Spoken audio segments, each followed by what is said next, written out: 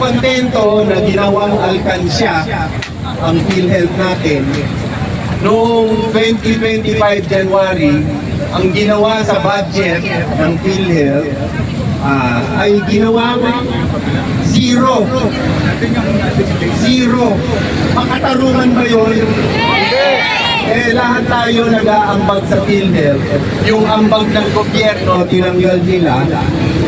Labag po yung sa batas dahil dapat nag-aambag sila para sa PhilHealth natin. So ginawang zero. Yung dalawang yan, inihain na natin sa Supreme Court at pinagpapasyahan na dahil sabihin natin yan ay labag sa saligang batas. Hindi pa nakontento. May pangatlo pang ginawa. Yung sin tax bill, yung buwis sa sigarilyo, kung saan nanggagaling ang tulong para sa PhilHealth. Binawasan, paano ka lang bawasan ito? So lalong mababawasan ang pondo natin sa PhilHealth. Tama po ba yun? Dadami ang maninigarilyo, dadami ang magkakasakit, tapos binawasan ang pondo ng PhilHealth. So tatlo yun. Kinuha ang 60 billion, ginawang zero ang budget, tapos bawasan ang Gusto talaga ilugbok. Parang ngayon, na tayo, bakit hindi panukala na bawasan ang ating premium. Dagdagan daw ang benefit, dagdagan ang benepisyo, pero babawasan ang premium. Paano mangyayari ang madadagdagan ng benefits kung babawasan yung premium natin? Ginawang zero yung tulong sa mga walang pera, pero yung mga may kayang bumayan, babawasan yung babayaran nila. Tama ba yun? So, ang tingin namin dun sa huling panukalang yun, ipampapogi lang. Pampagwapo.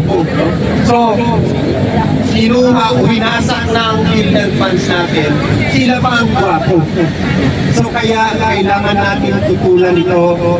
Kaya nandito kaming mga manggagamot, galing sa iba-ibang ospital, kaya mahigit 50 pinuno ng mga healthcare professional organization pumirma laban sa panukalang baguhin ang PhilHealth law or amyendahan ng PhilHealth law. Kasama ho ang Philippine Medical Association, ang Philippine Nurses Association, ang Pharmacists Association, ang Medical Technologists, at iba-iba hong klaseng espesyalista sa pumirma at humiling sa Senado na bago ang yendahan ang UHC. Sana isatupad muna. Hindi pa natin natitikman nililitis pa sa Supreme Court, babaguhin na nila. Hindi ho yan mabuti para sa ating kalusugan at makakakita tayo ng mas maraming pasyente tulad ng ikwento ko sa inyo na sa Mr. So, dapat sabay-sabay tayo sa ating sigaw. Universal Healthcare! Maraming salamat po. Yan o. Okay, bago magreklamo kayo sa pagtaas ng placard, 200 ang hinihingi nyo kada araw. That's 4,000 a month. So you better raise that.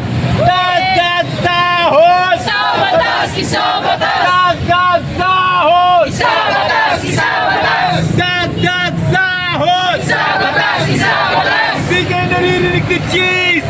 Dagdag sahod! Isa batas! Isa batas! Dagdag sahod! Isa batas! Isa batas!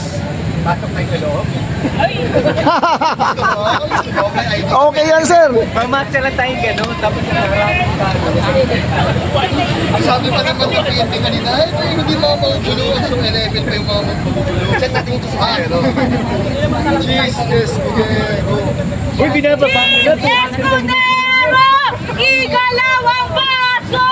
Cheese! Escudero! Igalaw ang baso! Dagdag sahod! Isa batas! Isa batas! Cheese, Escudero! Igalaw ang baso! Dagdag sahod! Isa batas! Isa batas! Cheese, Escudero!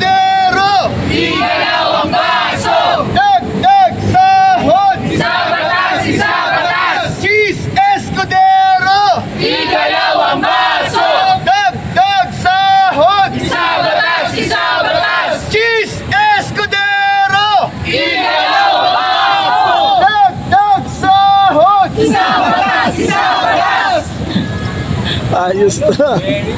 Lakasan pa ng konti para makalato. Meron kayong 50 pesos na. 50 pesos na yan, mga kapatid. Kulang pa daw, kulang pa. 150 pesos pa lang yan. 200 ang hinihingi natin.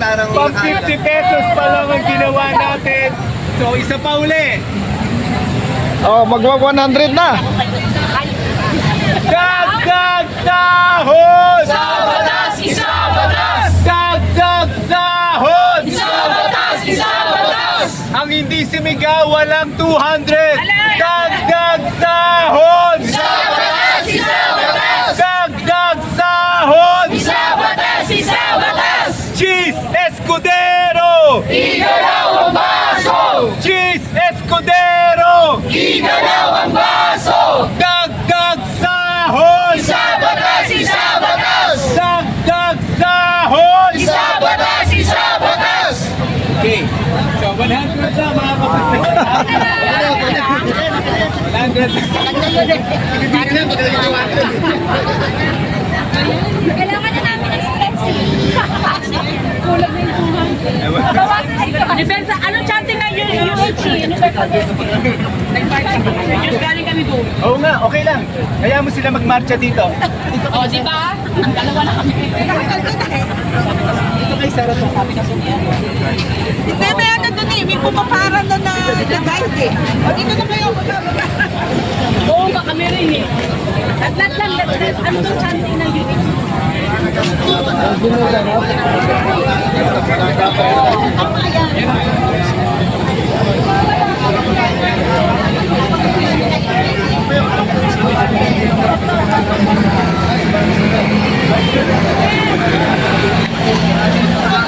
Ayan mga kababayan, ito yung mga health workers, no?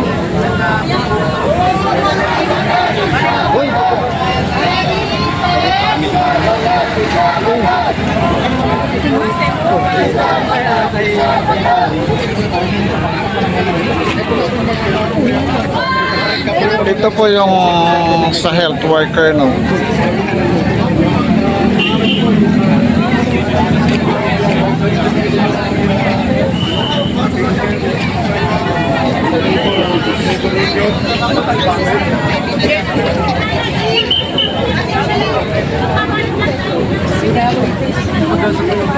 Ayun po mga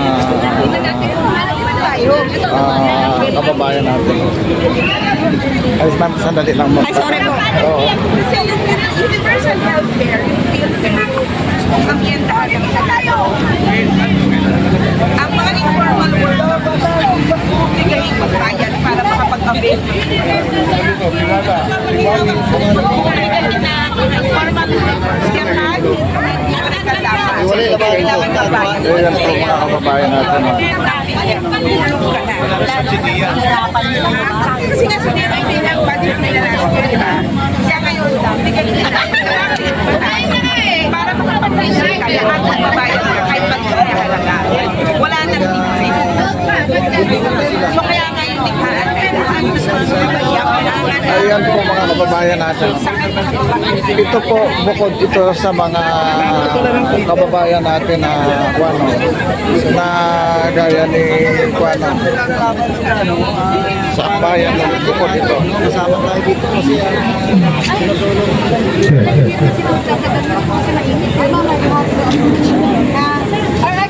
ito yung sa PhilHealth mga kababayan natin. No? Hiwa-hiwalay sila. Dapat nagkaisa na ito eh.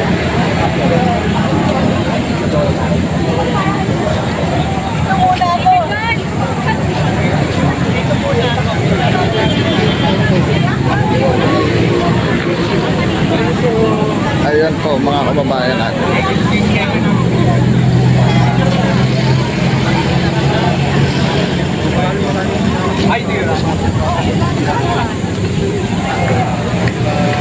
Ito po mga kababayan natin, no, nag-iwa-hiwalay pa ang grupo ng PhilHealth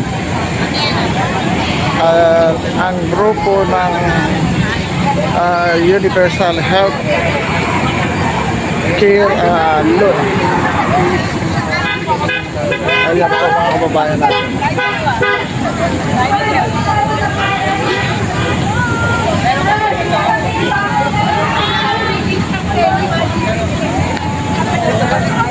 Hindi pa nagkaisa.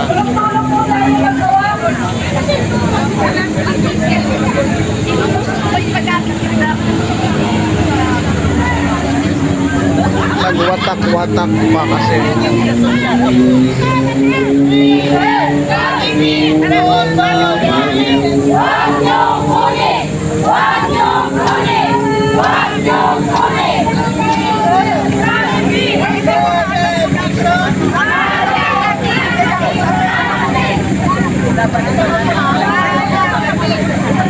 Ito po yung palang PhilHealth ng mga kababayan.